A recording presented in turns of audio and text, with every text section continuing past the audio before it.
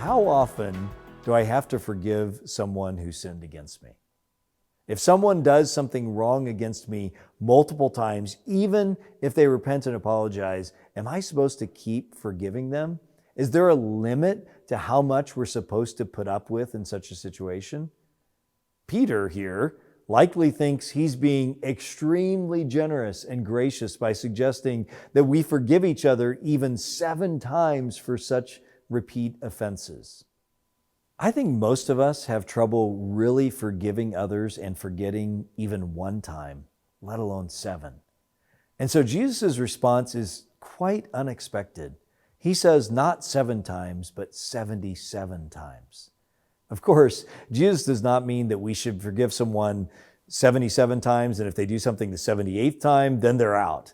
The point is that our forgiving of each other from the heart should be indeed limitless. This is no easy calling and no easy pill to swallow, especially for those who have been deeply hurt by others, maybe a relative or a friend. It's very difficult to forgive others. So Jesus does not end the teaching there. He grounds this very high standard of forgiving each other with a memorable and apropos parable. It's a great story, one that we're immediately drawn into. Maybe you remember it, maybe you don't, but you can look at it. What happens is a king forgives one of his servants a great amount of debt, and then that man turns around and is unwilling to forgive someone who owes him a little bit. And it's a very transparent story. Unlike many of Jesus' previous parables, like think back to chapter 13, it's actually not difficult to see how we are to relate to the characters in this tale. God is the forgiving Lord, and we are the forgiving servants who then refuse to forgive a fellow servant, another member in our community.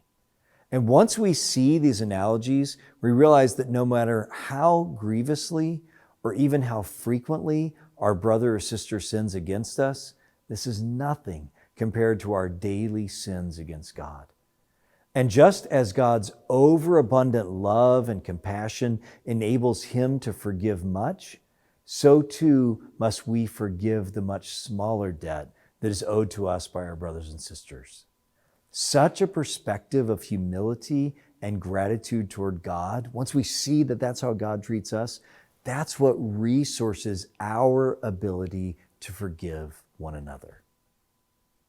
Now, this positive perspective is also joined in Jesus' teaching by a negative warning.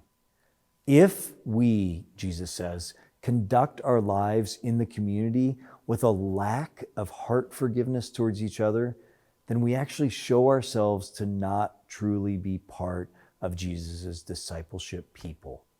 The kingdom of heaven is the place where people live in relationships of love, mercy, and forgiveness. And such a hardness of heart on our parts will find us outside of the grace of God, because that shows that our heart doesn't really understand God's forgiveness of us.